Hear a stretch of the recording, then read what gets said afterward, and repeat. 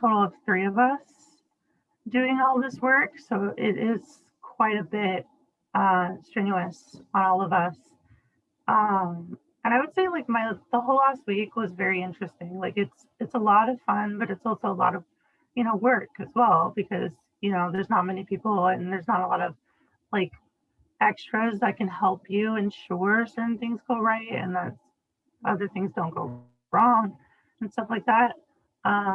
There is a lot of like understanding and making sure the positioning of the costume uh, with the stage lighting. So I learned a lot about that and making sure that the costume fits in certain angles as well as like the lighting that's being portrayed within that scene.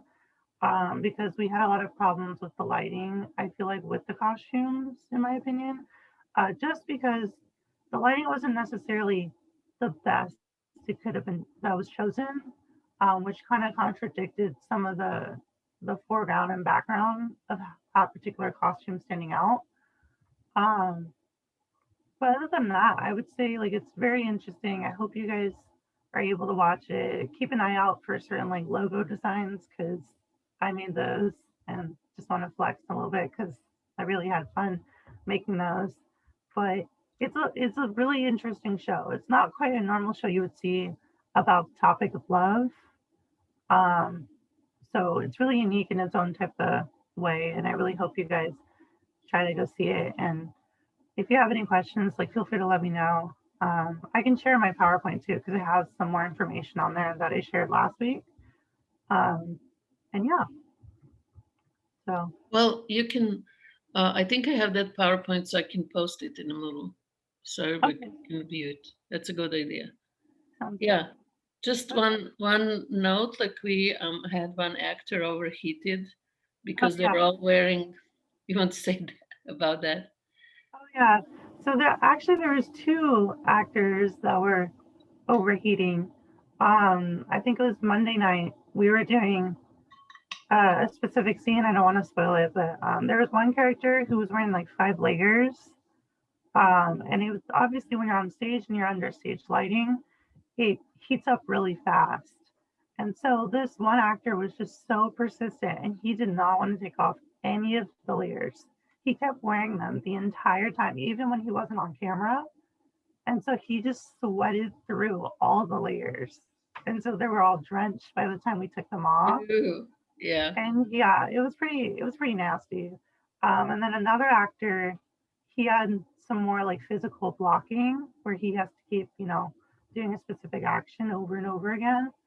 And he was wearing also quite a bit of layers, and you can just every time he was doing that action, he looked like he was about to pass out. Like he was just, it was, it was pretty bad. I had to be there the entire time making sure both of them didn't pass out because they were really persistent and they wanted to get their, point across as well as like the action done that they had to do.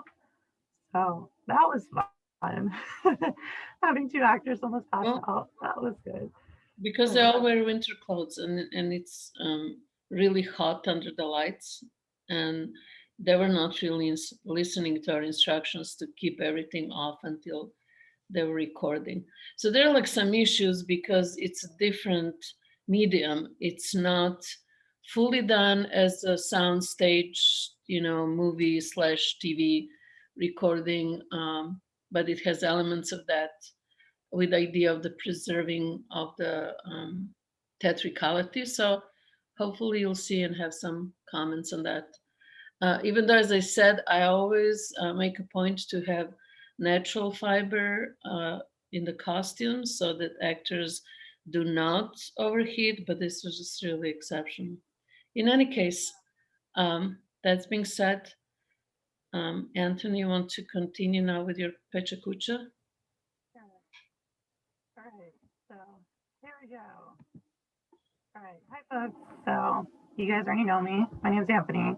And I'll be discussing kind of like this important, outrageous, kind of bold designer on the slide before you.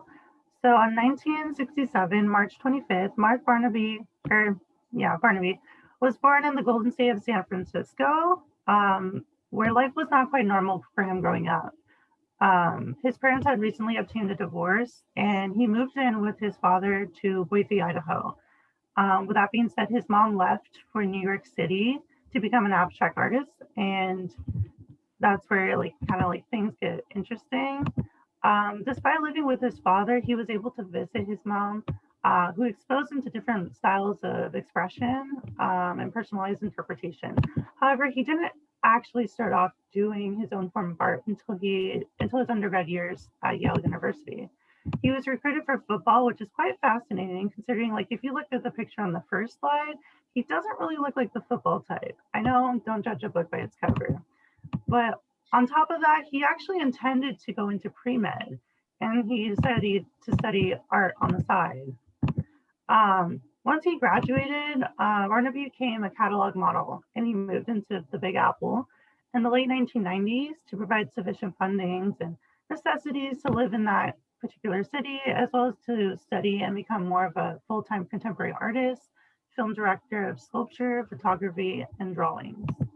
Um, Barnaby embodied his mother's tendencies and implemented them into his creations and visions, starting with the first five feature films, the Cremaster Cycle, 1994 to 2002.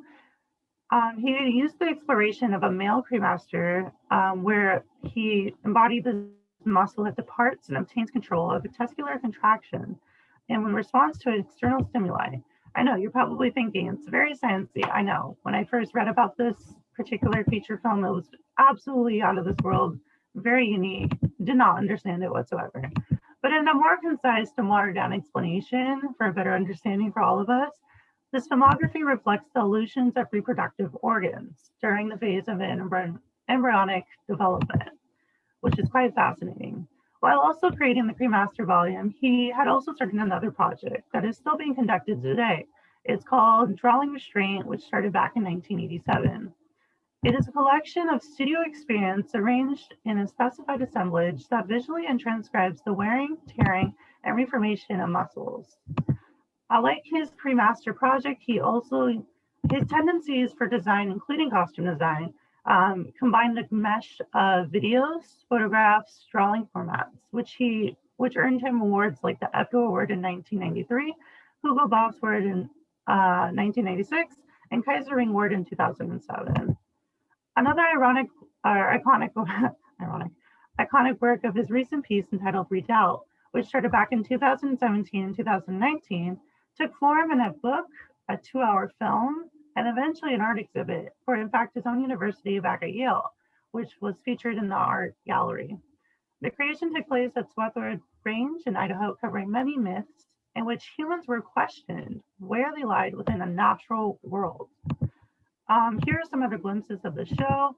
A lot of commonalities he included within his style and as well as design are heavy utilization of imagery and personification, which is expressed through the human body, the type of fashion he used, like as you can see in the upper right-hand image. It's very quite fascinating, the pattern that he used, solid colors, as well as the integration of like 3D architectural pieces he put on the body itself.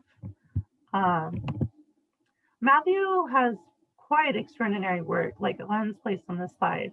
However, like a lot of critics will claim that his work was both positive and negative, so he had a lot of mixed reactions. His reputation deems him as someone who can be kind of associated with the conical artists such as Chris Burden and Vito Acconci, um, which kind of caused an overlapping and questioning towards his overall tendencies when it comes to design in general, especially with his filmography, which is quite very, very out there and kind of hard to understand. Um, Others have said that it's more correlated to surrealism rather than like abstractism or expressionism. From the words of Chris Chang, which is someone who worked with him on the previous project of the Cremaster, Matthew Barnaby's work is completely arcane, hermetic, and symbolistic. Nevertheless, periodically he provided some sort of enigmatically beautiful experiment film imagery you'll ever see. Even the famous like Kanye West had mentioned, um, like how astounding and incredible he is, especially for his music video "Famous," in which he is credited as a huge influencer. And as you can see, I can go back to the images real quick too. Um, but a lot of just the photography, the drawings are just incredible. Like the style he uses, like this is just absolutely beautiful. Even the actual costume design element here, the way he captured it and also made it really similar to the background. So he did a lot of like playing with the light, playing with the human anatomy.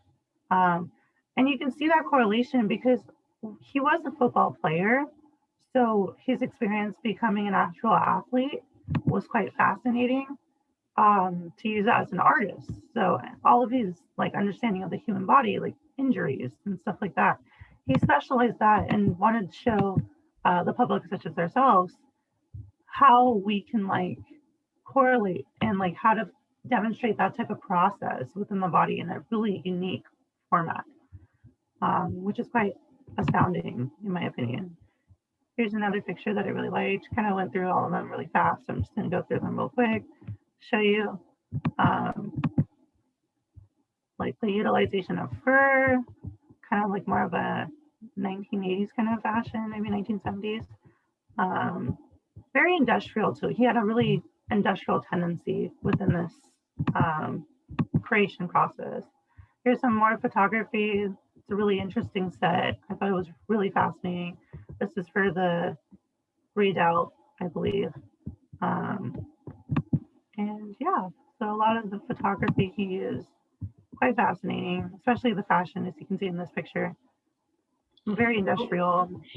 But he also has references like to the 50s, you can see here, and then like both in the glam period, like in the movies, as well as like really lots of references. But he also uses like mythology of the Egyptian um, storyline and create projects that are referencing that.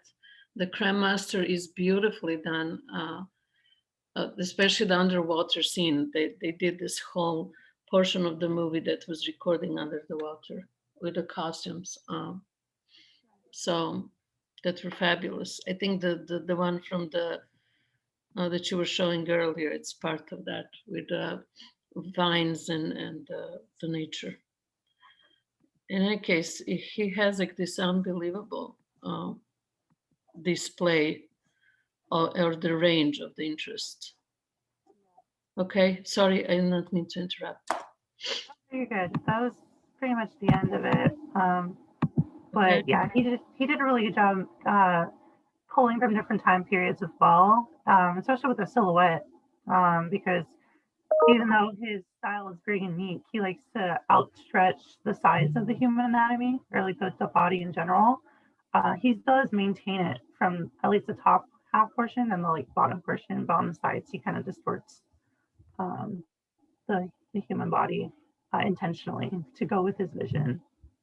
So, but yeah, that is Matthew Barnaby. Okay, so great. So guys, take your time, yay, to write your aha moment, the impression, and the grade that you think that Anthony will get from you.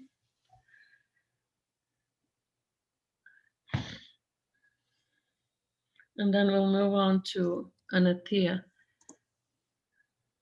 Anathea, you will upload yours, right? Once when you finish. Okay. And just making sure, are we just like DMing it to them or uh in an email or on a document? I was just I send you an email and I want you just to reply to that email. There are a list of names, just add, your aha moment and then Okay. rate that you think that they deserve based, I mean, each presentation Cool. based on All the right. flow and the level of information, the images and timing. So Yeah. timing, Thanks for letting me know. yeah. Well, I send an email and, check the email so you can just do the reply, type in under the name Mhm. and, today, and then I listed the name for the next week as well. I will resend that. Ah, you know, I see it. All right. Okay. Cool. Yes. Thank you. Sorry about that. I was trying to make it simple.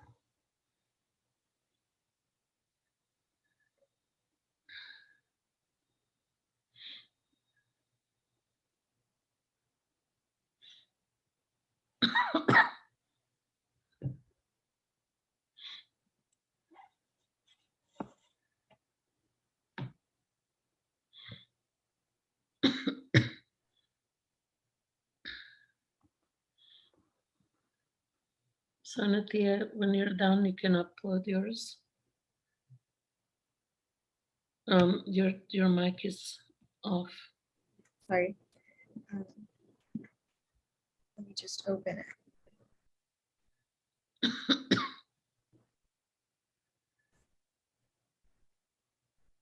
Is my fan too loud? Because I can turn it off. No, it's fine. Do you guys have any problem with the fan? Yeah, it's good.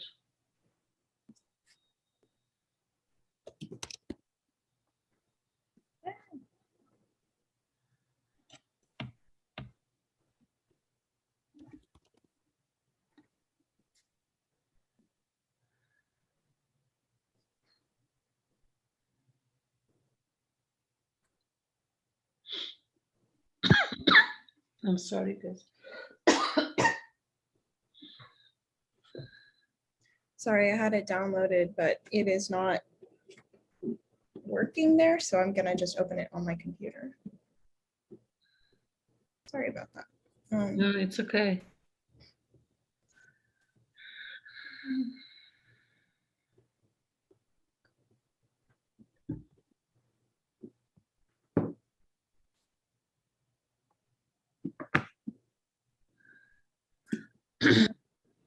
Great.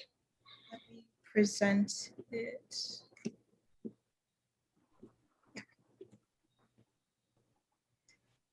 Okay, my name is Anathea. This is my presentation on the costume designer of my choice, who is Trisha Biggar. So Biggar is a Scottish costume designer. She was born in Glasgow in Scotland.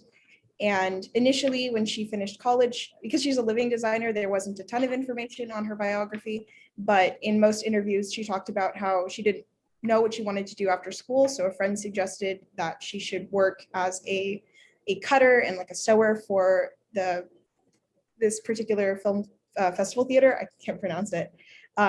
Because she had been sewing before, she did very well, and then was asked to work after that summer job ended at the Citizens Theater, where she worked for about 10 years.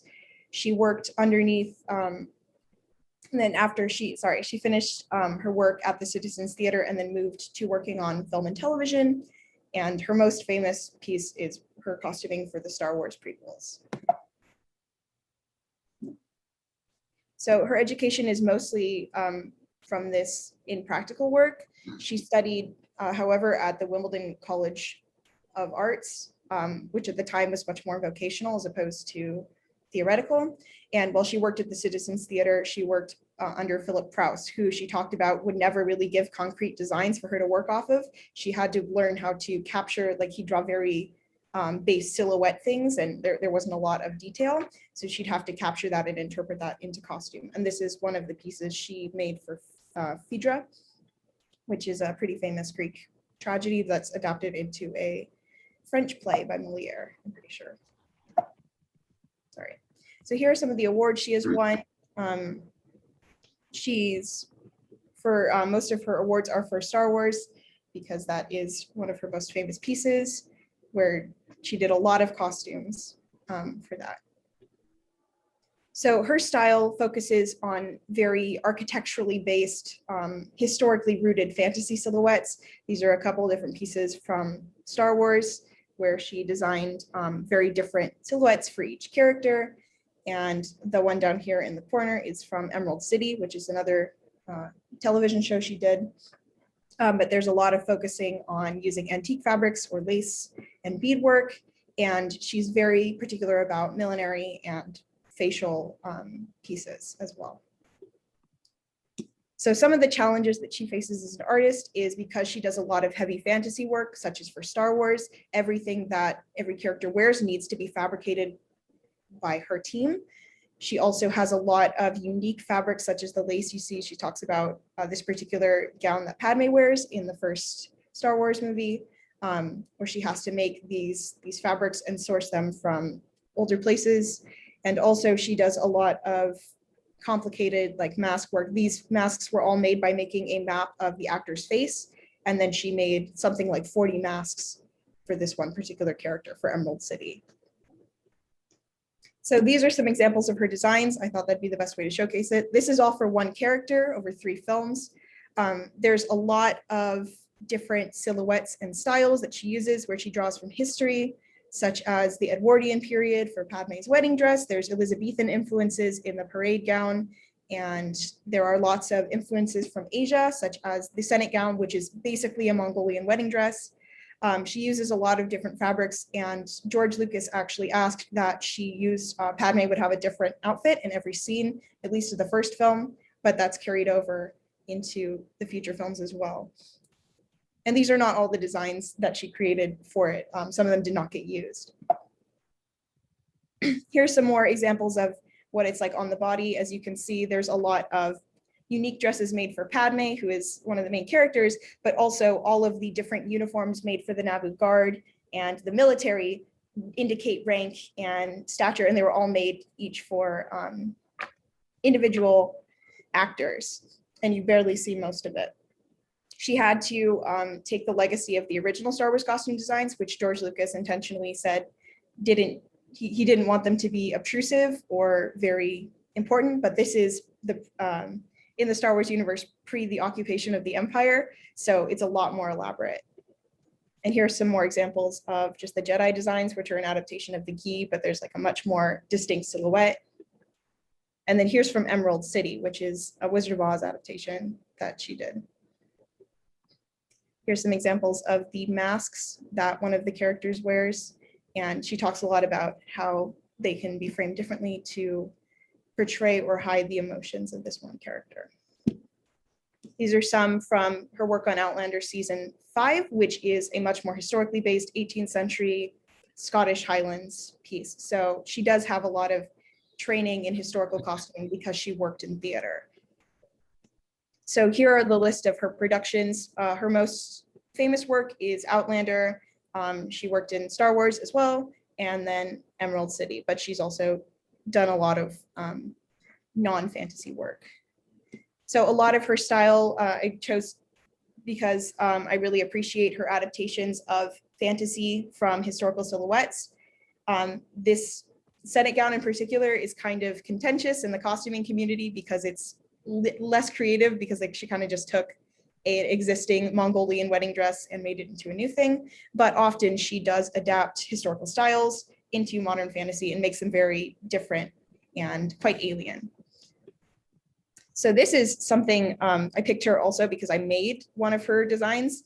This is Padme's parade gown, which my younger sibling is modeling for me because I forgot to bring it from my home. But all of these petals are individually hand dyed, and they're probably made from silk in this, but I don't have it.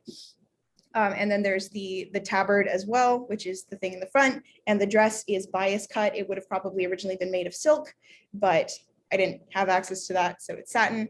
And the petals are all made of chiffon, and there are ties underneath the arms, which you can see in like exhibits. The costuming community for Star Wars is really intense in the way they've analyzed all these pieces. So I was able to utilize a lot of that in reconstructing it. But yeah, this is the one I made. So I'm really fascinated with her work. And I do intend to make several more for costumes in the future, except a lot of the costumes, as you saw, have a lot of embellishment and heavy fabrics that you would need to source appropriately. It's much harder to do research on her because we don't quite know yet what a lot of her influence will be on future costume design, as well as lots of the pieces that she's been, well, the costumes have been very fantastic. They've not been super highly rated, like Emerald City. So a lot of that may be lost, unfortunately, but her work in it is pretty incredible. And here are some sources. I listened to a lot of interviews of her talking and exhibits of her pieces. Thank you. Yay, that's wonderful, Anathea. And just a couple things, Alae, you can use Trisha Bigger as your research tool for masks, like especially Emerald City. Write that down. And what Anathea presented at the end with her sibling, that would be for those students that are doing 3D projects, which is construction. You need to include these kind of images for two reasons. One is like, who is your cast member if it is built for somebody that you know or for yourself, but also include it in your final project with your final object that you create, or whatever that is, like accessory, mask, headdress, corset, or so forth. So this was great. I love her costumes, and it was great, Anathea, that you talk about the use of historic silhouettes in her work, in Star Wars especially.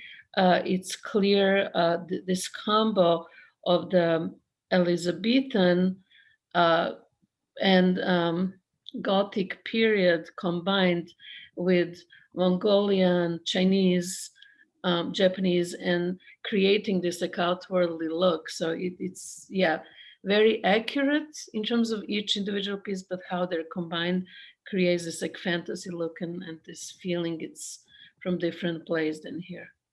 So it's really very excellent presentation. Thank you.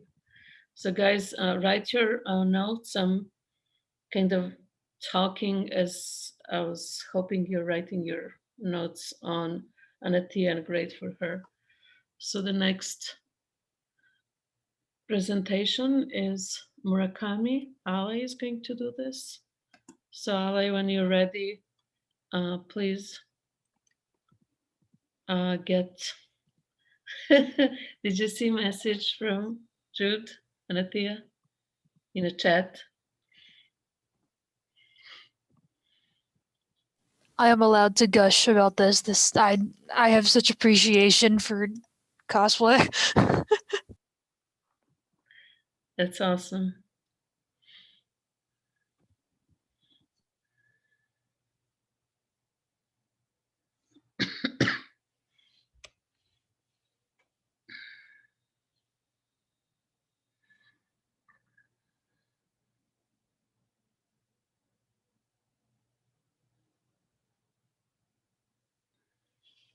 So you guys wrote your aha moments from this presentation and the great. Yeah, everybody did.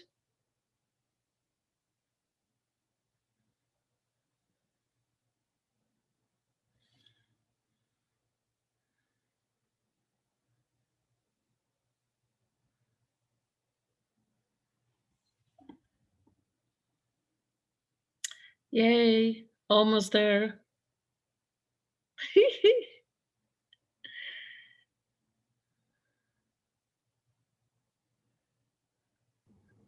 All right. Can y'all see it? It's It's going? loading. There. Ta-da. Ta-da. All right. So my picture was on Takashi Murakami. He's a Japanese artist from Japan. So here, moving on. There we go. So he is a Japanese contemporary artist, and he's 59 years old. He does a lot of modern art, as you can see by the background. He likes bright colors and really, really trippy visuals.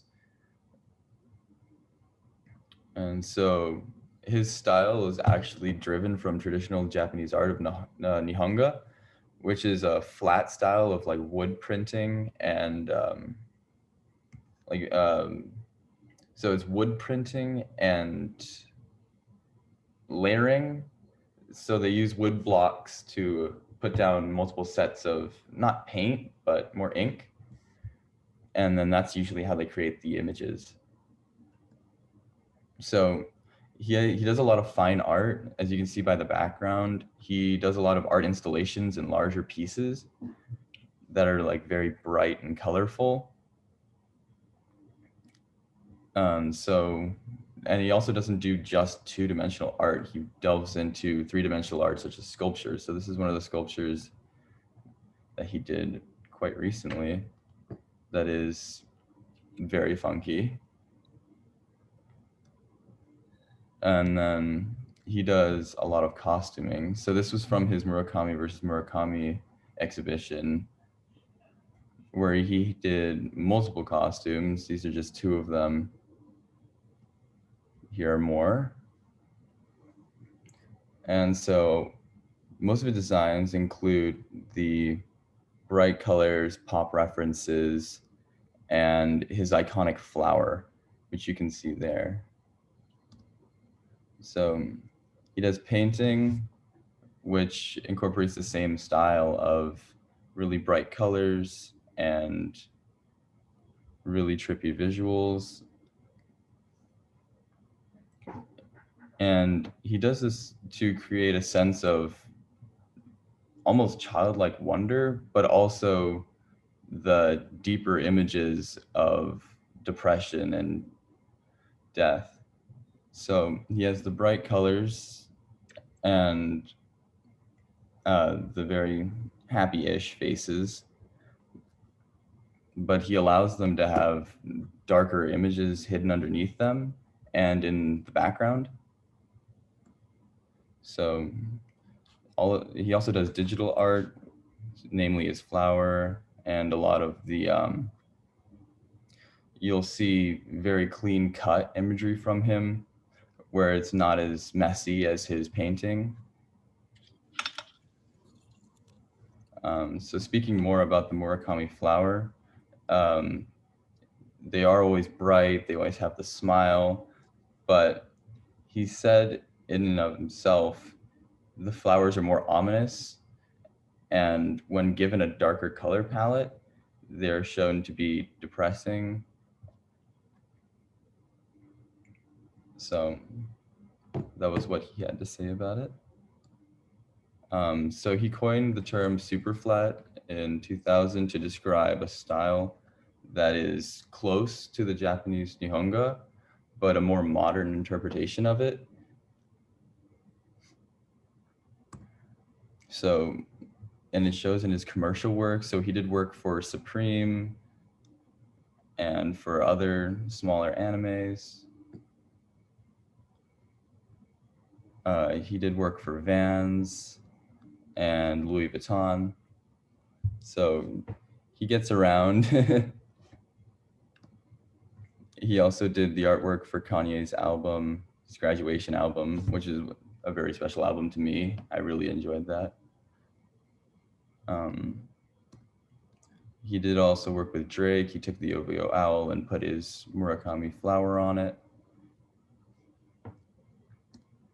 So he did more work with Kanye and Kid Cudi with his Kids See Ghosts album, which is another important prop reference for me.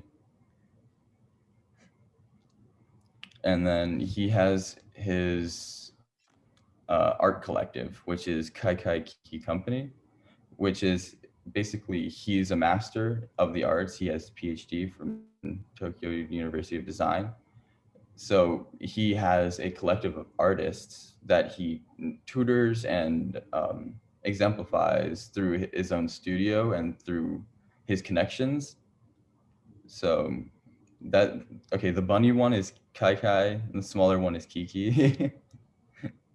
You didn't know. And so this is from one of his studios. This is a work done by Virgil Abloh, who I believe works for Off-White. So he took Virgil Abloh's work and showed it in his own studio, along with a bunch of other artists. And then that's the beginning of the Geisai Art Fair. So the Geisai Art Fair is an operation that he puts on, he used to put on biannually, in where artists would be able to bring their work, any artist would be able to bring their work into like a large art fair and set up their own booth and sell art and talk about art. And it was a like a big swap meet, farmer's market type of deal, but for art. And he did one in Tokyo. They're all over the world. And that's Takashi Murakami. And why did you choose him? Oh, why did I choose him? I really like his art style, his pop culture references. You see his art everywhere. People have gotten tattoos of the flower. I really enjoy most everything that he's done.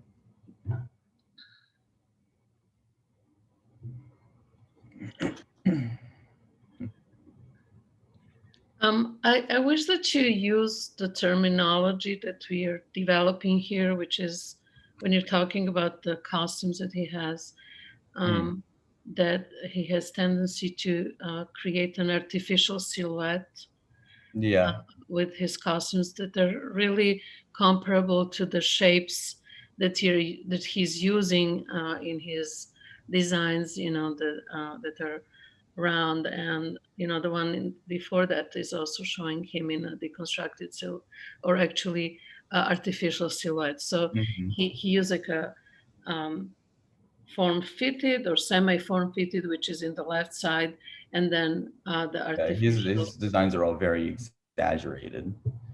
So they Yes, have and extreme therefore points. exactly. So this is applicable to what he's doing in his costume designs, literally transferring from what his artwork is about. It was excellent that you mentioned Nihanga as a reference, because that is truly a reference to his work, but also the large influences of manga and anime. And you Yeah. were mentioning in between the lines, the big breakthrough that he made was with his erotic sculptures of manga characters. Yeah, the Hatsune Miku one was very famous. I didn't include Yeah. that. That was going to be. Yeah, I remember it sold over for over $500,000, and it was a Yeah. big deal. Yeah. So, and it's great that you brought in into the fashion and his contribution.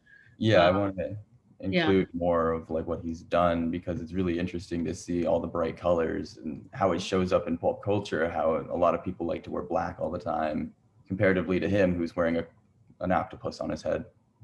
Yeah, and very good point about this like candy-like colors that he's using to actually portray a little bit darker messages. It's a very interesting and kind of tricky approach, where you're breaking down what would be a traditional idea of the use of color to address darker themes, or with the use of the darker or cool colors, he's using these bright pastel colors to address similar topics. So that's just very interesting and different. I really love his work. I saw it in Tokyo, and he had also influences of the Buddhist scriptures in his work, or references to that. And there was a huge exhibition a few years ago, his retrospective in Alae, Mocha. So wonderful. Okay, guys, did you have time to finish your writing uh, for Alae's presentation? So let's move on. Faith, can you download your presentation? Okay. You guys seeing it? Yes, perfect. Great. So I chose Theoni V. Aldridge. I'm going to be looking down at notes because, again, I have concussion brain. I'm so sorry. So we, okay, we're going to start with her early life. So she was originally born in Thessaloniki, Greece. She was born August 22nd in 1922. Her father was the Surgeon General of the Grecian army. And growing up, she fixated a lot on her dolls and their clothing and how they looked and how they were if they were flowy or not. So she started her education in Europe. She received her original training in the American School in Athens. She began attending in 1949. Originally intended on a career in the performing arts aspect of theater, but there's not much else known about her life during this point in time. Then she came to America, and she began her education at the Goodman School for Drama in Chicago. She fell in love with costuming right away, and she is quoted as saying, "People can look so beautiful in clothes. There is a mystery to costume," which I just thought fit really well with our the magic garment and such. So that's how that happened. And then the way she discovered her passion is on her way to school. She stopped in New York, and she saw a production of Caesar and Cleopatra. And she said she was overwhelmed by the beauty of the flowing garments, and that's what made her want to start costuming. So that's what changed her from being just an actress to a costumer. So her early work included the Distaff Side, which was a comedy that premiered at the Goodman Theater. And she then continued to teach at the Goodman Theater for a few years after that. And that's when she really figured out her style and how she liked to design. Her personal life included that she married Tom Alderidge in 1953. He was an actor who was studying to become a director. They stayed together until her death, and they soon moved to New York. And I'm just going to talk about her inspirations a little bit. Her main inspirations were flowy gowns that she saw in Cleopatra and Antony, and like I said, or sorry, Caesar and Cleopatra. Okay, go on. You're doing really well. Caesar and Cleopatra, and then also the dolls she had growing up. She really wanted to make people look beautiful on stage. That was always her goal, is to make people feel beautiful and look beautiful. Her big break came with a Tennessee Williams play, The Sweet Bird of Youth. This is considered his last good play. I mean, it's subjective. He went on to do some more abstract type of theater, but this is his last in his original style of exponential love and all this stuff. And this came just a few months after the couple had moved to New York. And so she got her big break pretty early on in her career. And so now I'm just going to talk about her work a little bit. So she worked in dance. That's what I wanted to start with because I'm a dancer. But her work in dance, so her work spanned nearly every field that you could think of when it comes to costume design. The one dance that I found, and this is at the very beginning of my research, which is why it's so early in the presentation, was she did the Nutcracker for the New York City Ballet Company. And my absolute favorite ballet of all time is the Nutcracker, so I just had to include it and put a mention to it right there. And that's one of her original designs of the Nutcracker. And I think that's the Sugar Plum Fairy, if I'm correct. I might not be, but I think I'm correct. And so now I'm going to talk about her work in theater, which is really what most people would know her for.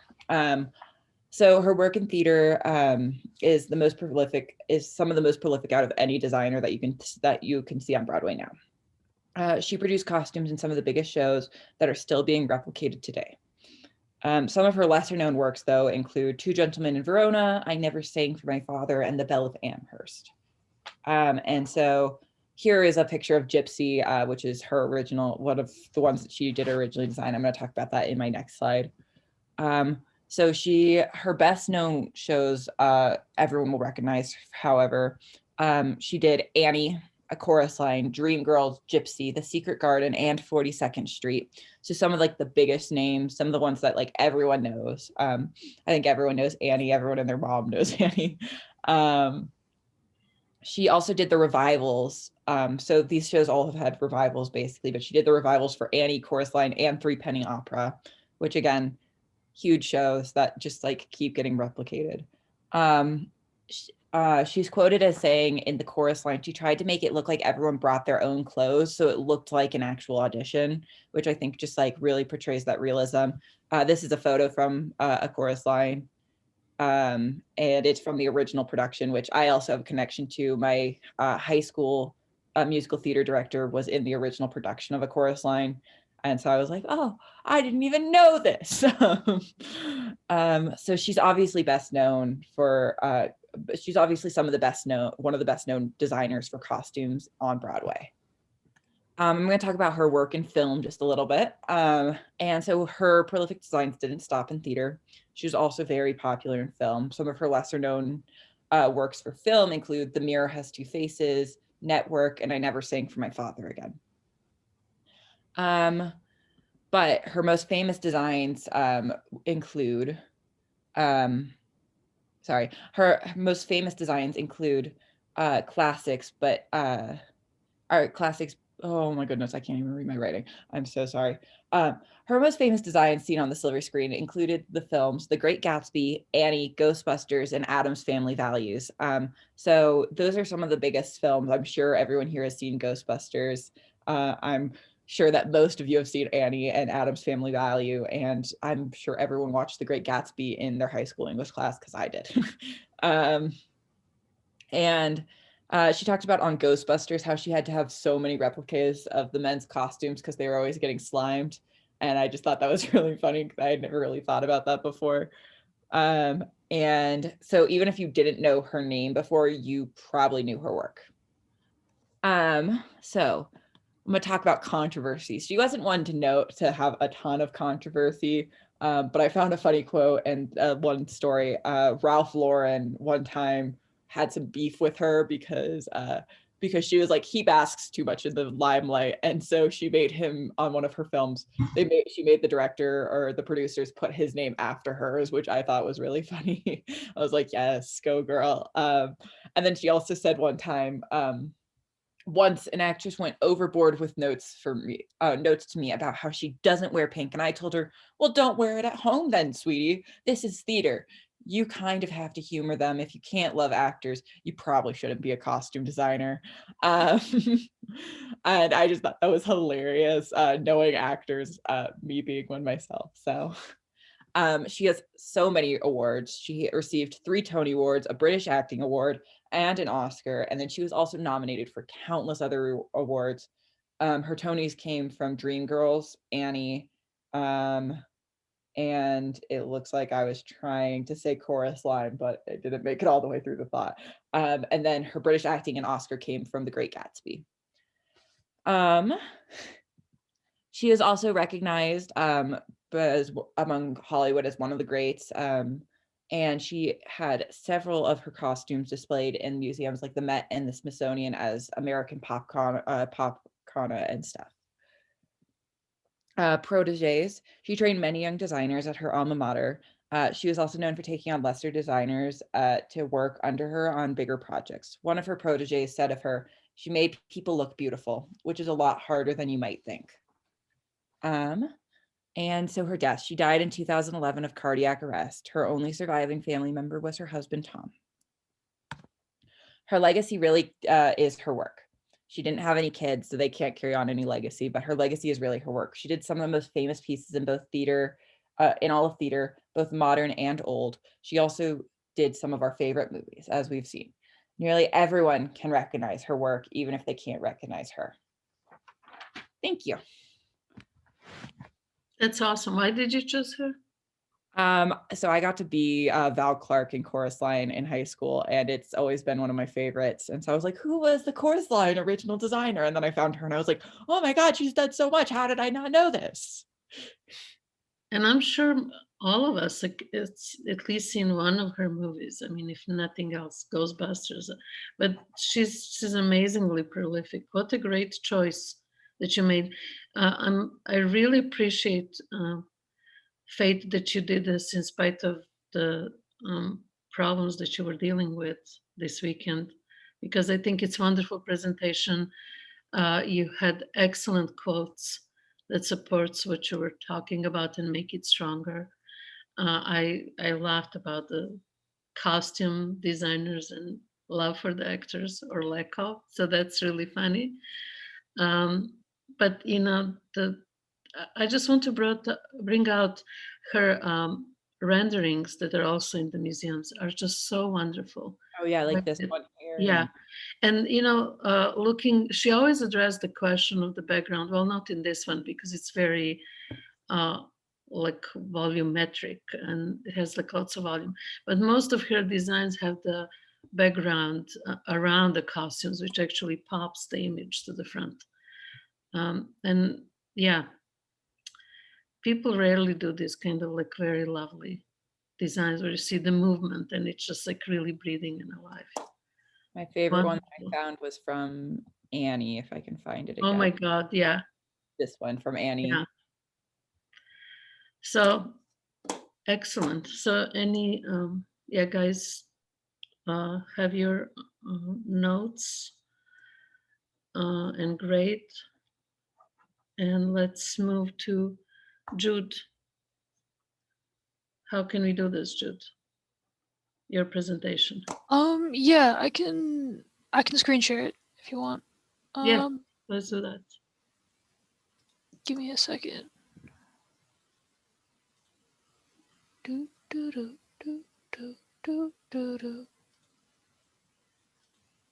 We have really great range of designers today, and the artwork very inspiring to me. I don't know how does it feel to you guys. Give me 1 second. Sorry, I'm trying to get it to load. That's okay. Um,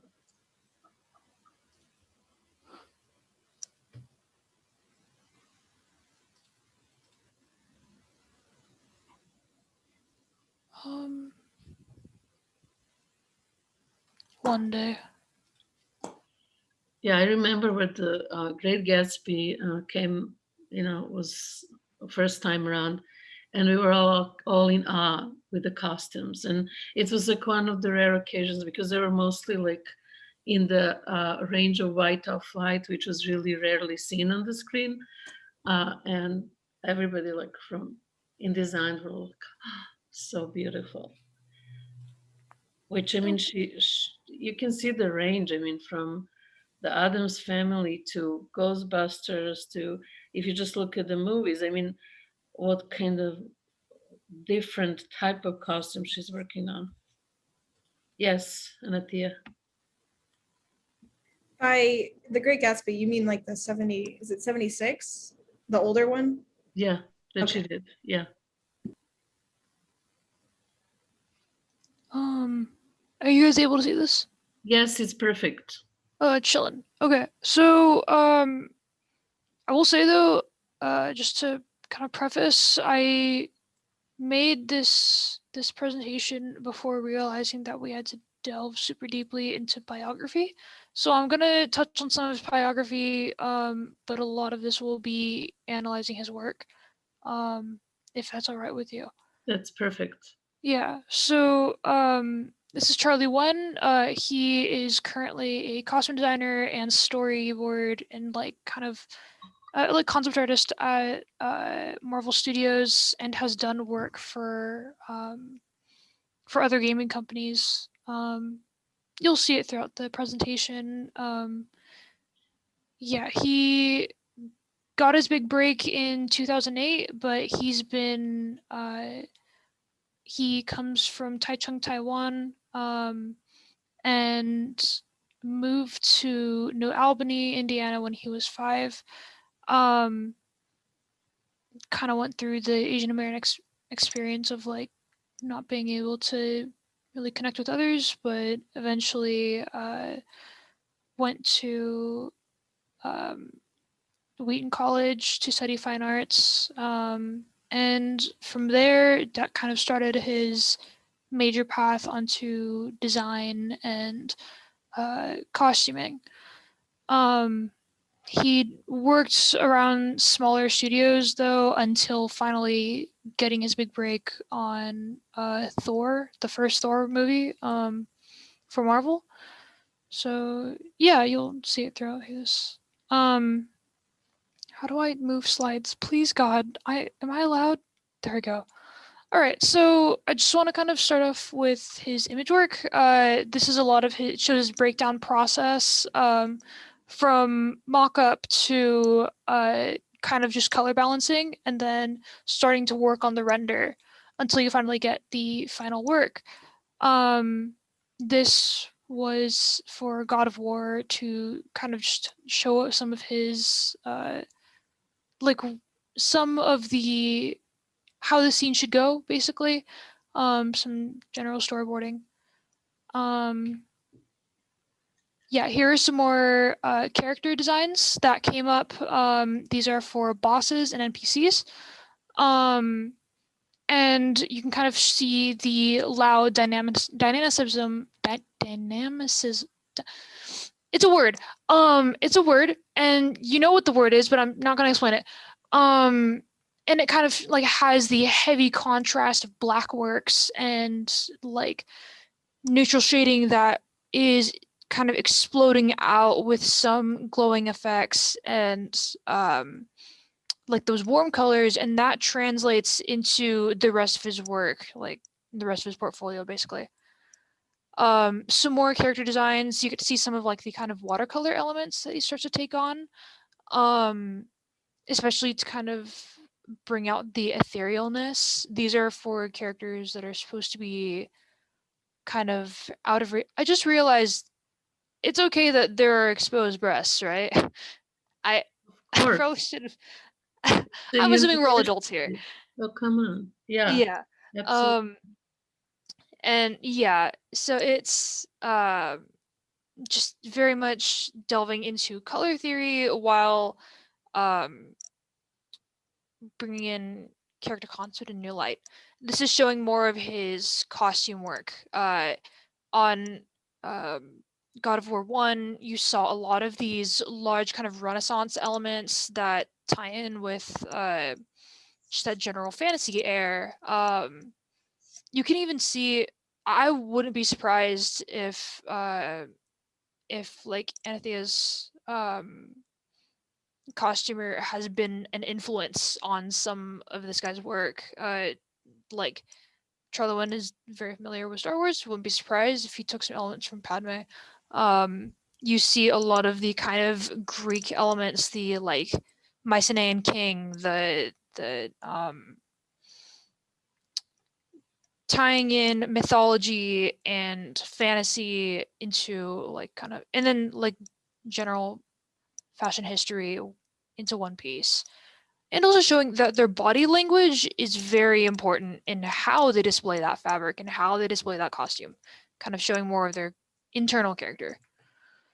This is some of his original work outside of production. He kind of plays with my god, my brain is not working. Caricature. Plays with caricature and just experimental colors. You can see on the right where the large glowing elements kind of come from with that heavy contrast. And that becomes iconic. The Major Gautier, Gautier, not sure. Goiter. Yeah. The kind of caricatured guy, that's his character description above. Yeah, and you can kind of see it's like he's supposed to be that backwater guy, and he definitely translates that in both story and painting. Yeah, these are some of his just studies, and I kind of want to touch on it that it's like he is not afraid to show how he's grown, and he's not afraid to show people how he did it. So it's like these are kind of same studies that every other artist goes through, and every other artist puts into their portfolio to show production companies like this is what my piece is going to look like throughout half the design process, and you just have to be okay with it until the final piece comes up. And yeah, so that was interesting. Next few slides are going to be, he literally doesn't talk anywhere other than Twitter. So these are all of his like I guess explanations for his pieces. These are, we're starting to go into his more iconic work, what we see more in pop culture nowadays. The Thor costume designs, he was trying to reach into part of the scripts has him go onto Earth, and he wanted to tie in those kind of like earthen elements with Asgard, and that was pretty interesting. You also see how lighting affects the fabric as well from behind. That was, yeah. Yeah, more Thor concepts. You start to see that it becomes more streamlined. The cape starts to get lost. Instead they add it into like the ribbon and the torn fabric, showing off more of the figure and less of being shadowed by that massive cloak. And then also showing how it would look with the SFX and whatnot. These are some other storyboarding concepts that I think this was for the first Avengers film, where it's like he's more focused on movement and less on like detail, and but you can still. The interesting part is that the characters are unique enough where you can still tell who is who, even if they don't have faces, if they don't have any of their iconic elements. That's pretty neat. Yeah, so this was before they cast Chris Hemsworth. More designs. It also shows how many paintings and sketches and studies need to be made before a final design is locked in on big productions like this. This is all on Thor 1. All of the previous things that I just showed you, they're all on Thor 1, except for that one storyboard. That's a lot. And even more so showing more of like the comic elements, and a touch of sci-fi. And as we all know, that sci-fi element continued on throughout the cinematic universe, probably deriving from some of these concepts. Those round lines and like heavy chest plate that has those kind of mystical gears. These were for Age of Ultron, kind of showing how it was presented to the board, like the keyframe that was showed to the board, and then how it was brought up to the director. These are showing some of the most. It's I don't know if you guys have watched the movie, but they have really interesting camera work where they weave in between every character. But if you remove the camera element, this is what it looks like. Where it's just one row of just all of the characters all at once, but it's the camera work that makes it look cool and interesting and dynamic. And so you can almost see, I don't know if I can draw here. Can I draw? Am I allowed to? No, I am not No, allowed. you Okay. can. Yeah. Anyway, can you guys see my mouse? We see the mouse, yeah. Cool. All right. So the camera kind of goes like this, right? And so what they had done in the board is that they took like a red Sharpie and they went, okay, we're going to go an arrow here, we're going to go an arrow here, and we're going to go here. And yeah, that's just some more breakdown on movie design. More keyframes. This has a much more dynamic angle. And yeah, it's the same points as the previous slide, honestly. This is where we start to go into non-human elements, the more iconic Ultron designs, and how quickly design can get complicated. This is one of my critiques on his work, that he always starts with very interesting, simple elements and then gets really overcomplicated really fast. This is like the final design that they landed on, but honestly, if you did just this one, it would have been just fine. I personally, my personal critique is that it's a little too complicated, but you know what? If it works, it works. Cool clearly the directors thought it was good enough. So,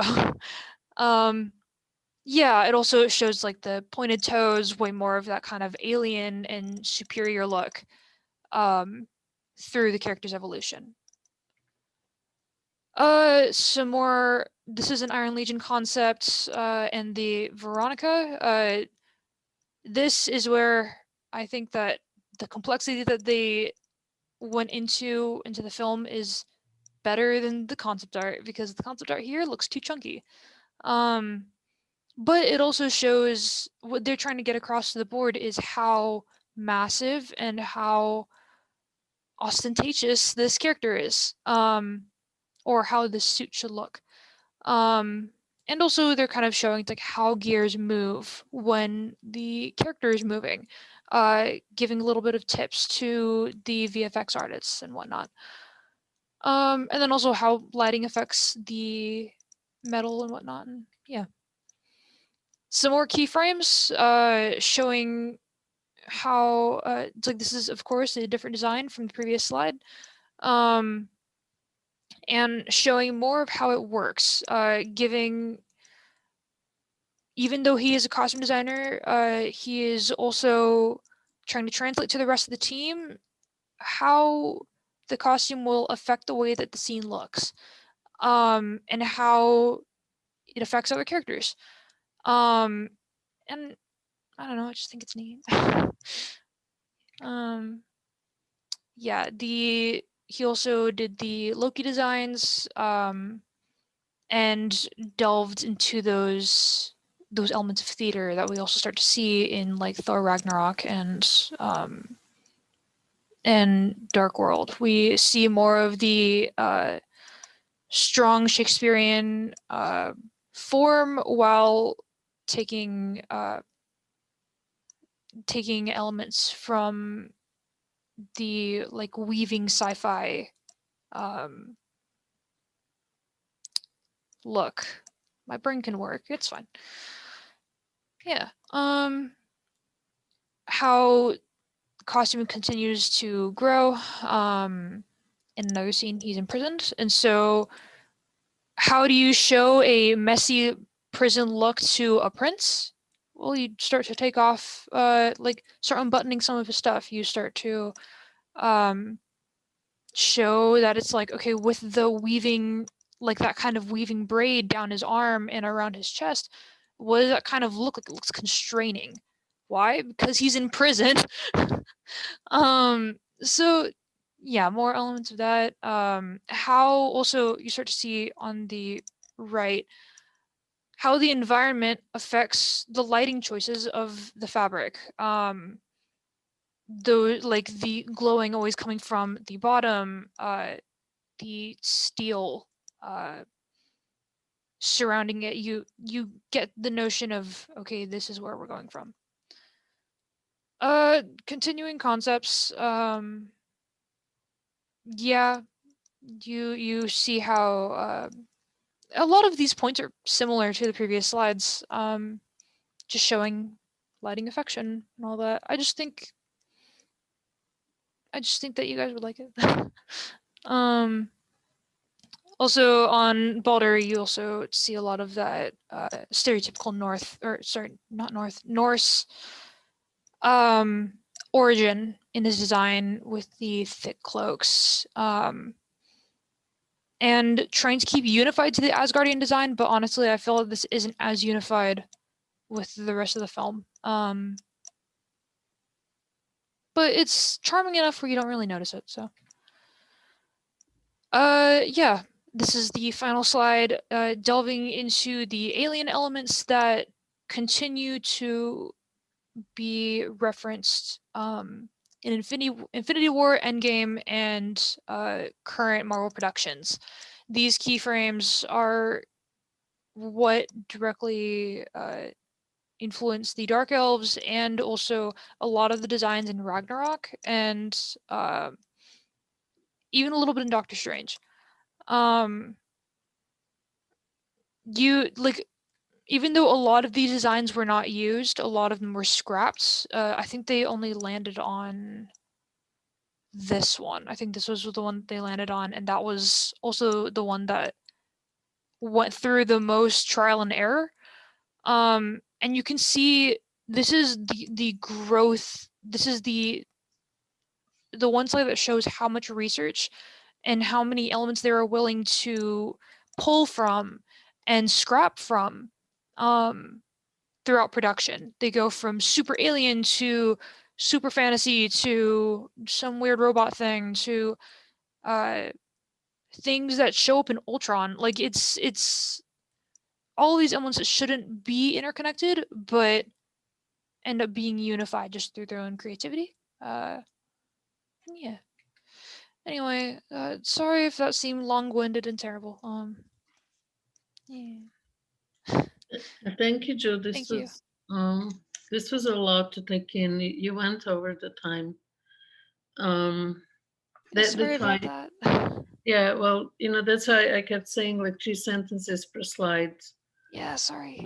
It kind of brings it together, but we had lots of information to digest that you were sharing and lots of images that I think are really great. The fact that you're mentioning the importance of the storyboard, the keyframe, and how costumes actually are interacting with an environment is really important. For Almost Maine, I kept asking for the storyboard, which we really did not get. We get something is simile of it, but not very precise. So in a storyboard, you don't really have to go into the details, but just like the silhouette, the masses, and the contrast that you address, so that you can see how does it how the arrangement looks. And this is something that you can apply both in the movies as well as the video game design, or concept design. I like that you were commenting on the silhouette and the overall use of color. It seems to me, though, that Charlie Van is using a lot of monochromatic colors, and just like having one color that pops, but the rest is like either in the sepia or shades of gray, black to white. Not really blue so much. It's interesting, except in the metal. But the light, the way that the light design is done or expressed, it's wonderful. So, Anthony, that's maybe your guy to do the research for your game on, which I think, yeah, it's really a lots of information there. Okay, so that being said, guys, we're done today with the presentations. I hope you learned something from this too. Send me your impressions, aha moments. Thanks everybody that did the presentation today. It was inspiring. Yay to the whole class. And I'm going to see you on Thursday individually. So prepare something that you want to share. Look at my suggestions, what that might be. We want to move fast. I would really love if we start addressing the designs and how to do it and rendering, so that we talk about more with individual presentations, what you can do and improve in your rendering, especially next week. So this week, just the roughs and things like that, so we can move forward. Okay. And oh yeah, just one more thing before we leave. On Tuesday, I can meet with somebody next Tuesday between 9:15 and 9:45 and then after, like when I come back, which is like 11:45 until 12:30. If you want to meet on Tuesday, if you see that your project is moving forward, we can do it next Tuesday as well, on Thursday when we do the presentation. So after presentations, we'll do the individual meetings again. Okay, this is for next week. You won't remember, but that's okay.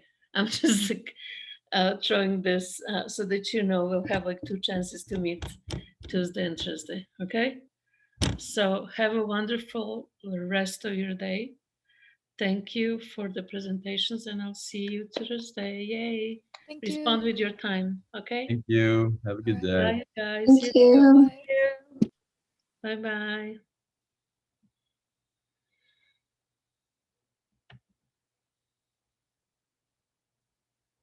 Anthony,